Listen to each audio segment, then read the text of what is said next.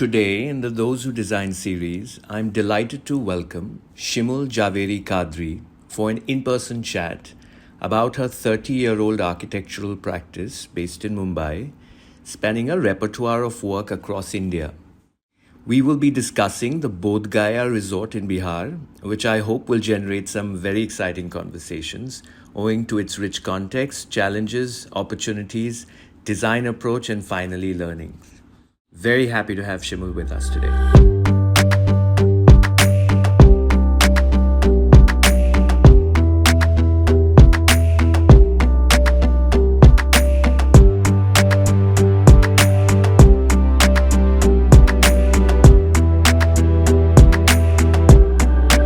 Thank you, Shimul, for your time. Is it true what I hear that you have a all-women design practice, or is it a rumor, or is it one of those urban legends? It used to be an all-woman practice many years ago. We kind of opened the doors to men a long time ago. They were always allowed, they just didn't make the cut. Thank you for being inclusive. Although I would love to work for you as the diversity candidate in your firm. There's plenty of men now. Fantastic. But we would love to have you, Anubhav. Fantastic. Super. I'm going to jump directly into the project that you shared with us. Very exciting project. So this is a hotel, and that too in Bodhgaya. Amazing place. What inspiration. So I'm going to ask you a little bit about how the project came about. These are the bits that normally audiences don't get to hear about. Totally. Right? So if you could share with us openly how the project came about, would be fantastic. Sure. So this project is done by the Madhwani group from Uganda. When they came to meet us, they also said that what we'd love is if you could do a cookie cutter hotel that we plant in different parts of the country for religious tourism. And I was completely aghast, and I said, this is not on. What we'd like to do for you right now is only do concepts for all the areas that you're talking about. And they had land in Tirupati, they had land in Bodhgaya, and they had land in Rishikesh. Rishikesh fell away because of land issues. Sure. So Rishikesh never happened, but Bodhgaya and Tirupati happened. So walk us through, or verbalize for us, the first few sketches and how you thought about approaching this building. I did the road trip a couple of times from Patna to Bodhgaya, stopping all along the way, Nalanda, Rajgira, the entire journey of the Buddha till you get to Bodhgaya. And you see, stupas by the wayside, you see caves by the wayside, of course you see Nalanda, but you see plenty else, and you recognize that brick had such a role to play in all that architecture. That was the main kind of building block. And so with it came all the arches and came the domes and the vaults, etc. Very, obvious for the eye to see. We spent a few days just in Bodhgaya and recognized that the Mabodhi temple, there's a vibe to Bodhgaya which is all about calm, serenity, little diyas. Everywhere you see monks, you see them in their beautiful maroon and ochre robes, and you feel the bells ringing. And so it's a very serene experience. And we were very keen to replicate that serene experience. One of the most important and critical decisions was that we could have gone with a very contemporary hotel. Sure. And we haven't. And one of the big reasons to do that is that as you journey through Bihar is a bit stuck in time. Bihar feels a little bit like the pre-liberalization India. It doesn't feel like the glass and concrete, the Coca-Cola and mobile phone ads. The advertisements you see as you drive through are of coaching classes. Bas. Usse zyada kafi kuch nahi hai. Acha. Very interesting. Yeah. Very interesting. So you feel like you owe it almost to that area to not go over the top, to gently be part of that landscape. So you have to do things that are sustainable, that are contemporary, in that they don't They shouldn't replicate the past, and yet they very much speak about the past. Verbalize for us the sketch. When you first came by the site, you had the brief and the program ready. What did you do? You know, that's very exciting in a hotel, that there's two very distinct genres. You got to accommodate people in rooms so that they spend the night, and you need to accommodate people socializing, making a lot of noise, restaurants, banquets. So how do you bring the two together in something like this, where you get 3.5 acres to play with?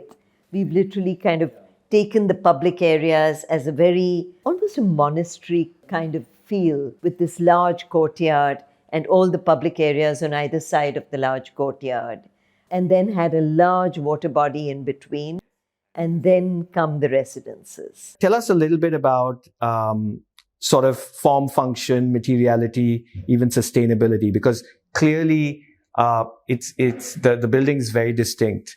When I first looked at the pictures, definitely I got that calm with the sloping roofs, with the beautiful white and the cobbled arches. So definitely did the trick in terms of the pictures. But talk us through that a little bit more. So yeah, using brick was very important, using the vocabulary of brick, which is the jambs that kind of step back, the corbelling, etc. But nothing ever goes as planned. And when we were doing this entire brick building, we suddenly realized that it's really, really sandy soil. And if we were going to try to get our footings in brick, we would be going 6 meters deep, and it would be fabulously expensive. So in comes Monsieur Concrete. So we have used concrete in the foundations. We have used a lot of brick, particularly in the public building.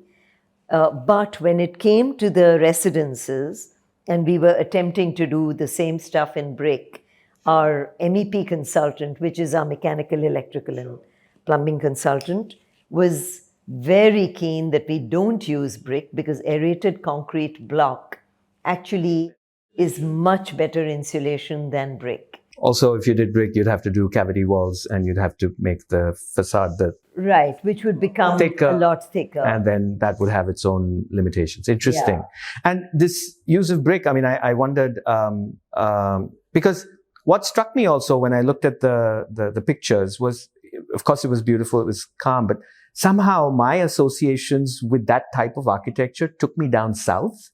I don't know why it did. And maybe I haven't seen so many, of those tiled roofs. But I hear that this used to be a tradition in Bihar and in UP, the kind of those tiles, clay tile roofs. So in a way, it's kind of spanning a few centuries by having the vaults internally.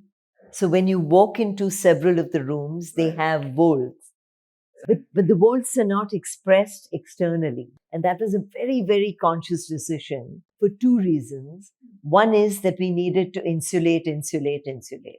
So what we've done is done a vault, have an air gap, and then done this roof.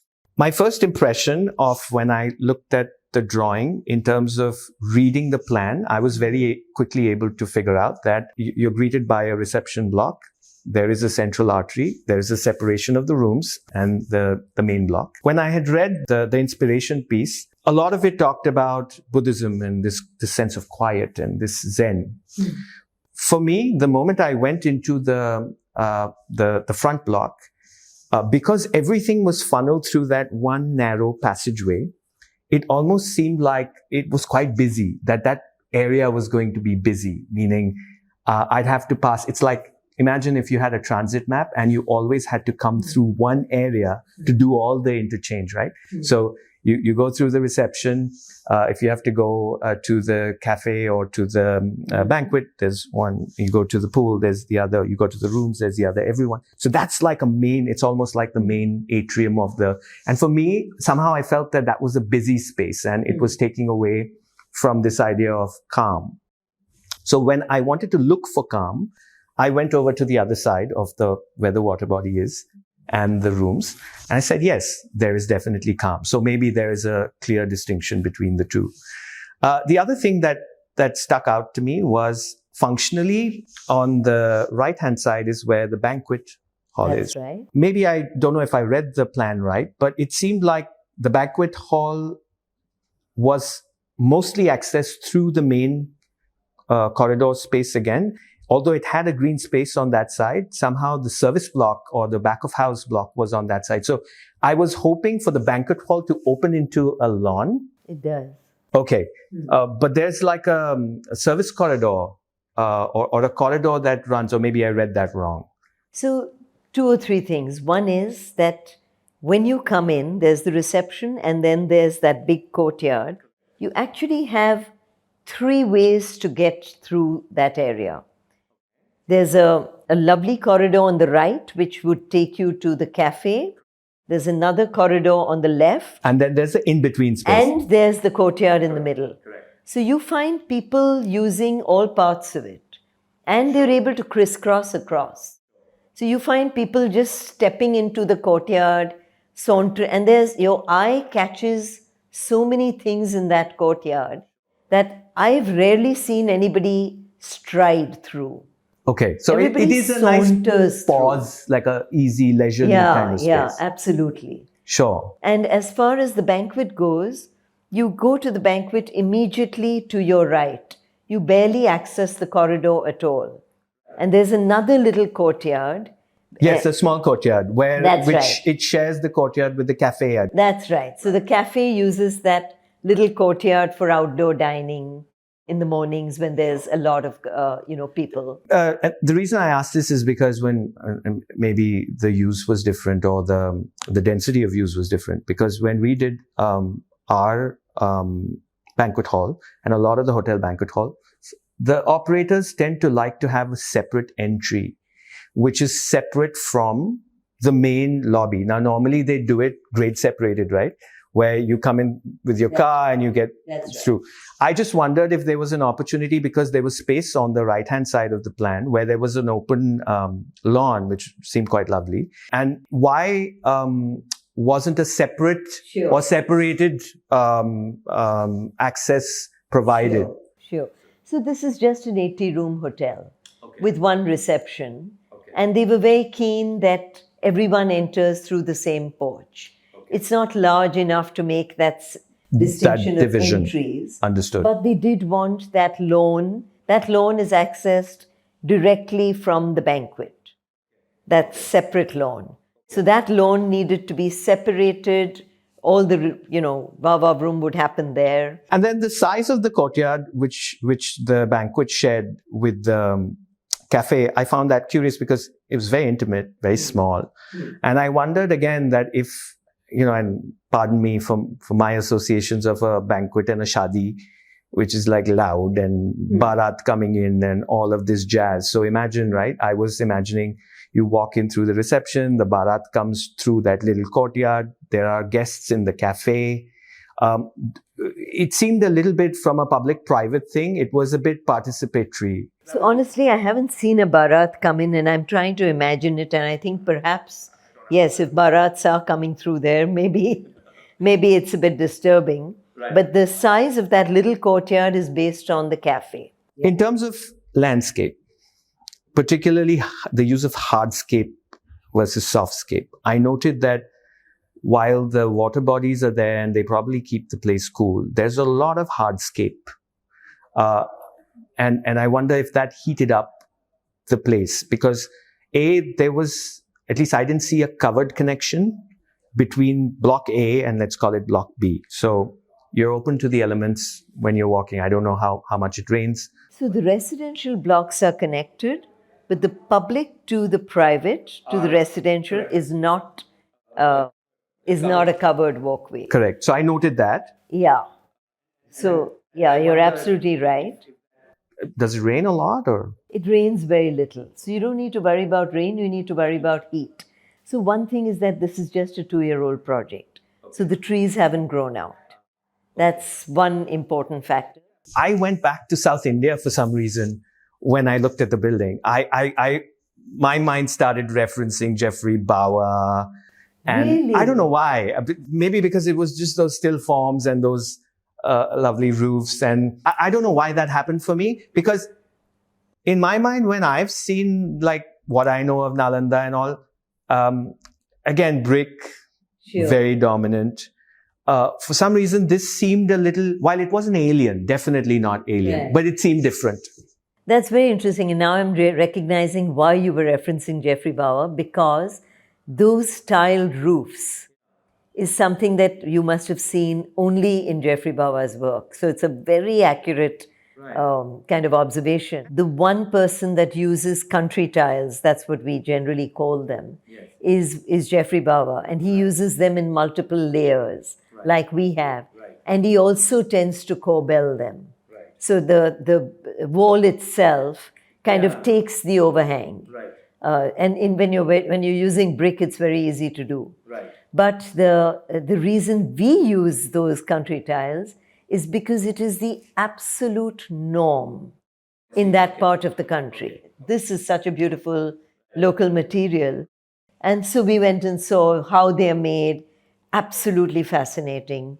These are, villages, farmers who, so on a potter's wheel, they make these conical structures that much, and then they make a little line on either side.